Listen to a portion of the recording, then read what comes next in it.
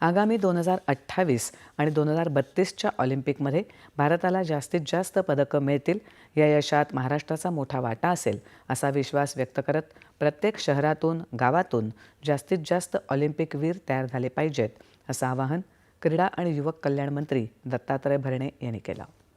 जागतिक ऑलिम्पिक दिनानिमित्त पुण्यात राज्य ऑलिम्पिक संघटनेनं आयोजित कार्यक्रमात क्रीडा क्षेत्रात उत्तम कामगिरी केलेल्या खेळाडूंचा सत्कार करण्यात आला. त्यावेळी ते बोलत होते.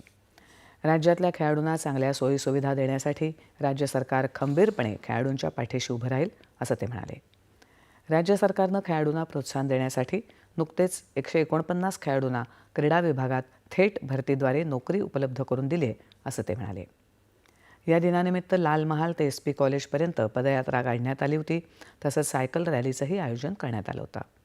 या रॅलीत सहभागी झालेल्या शालेय विद्यार्थ्यांनी सादर केलेली प्रात्यक्षिकं लक्षवेधक ठरली.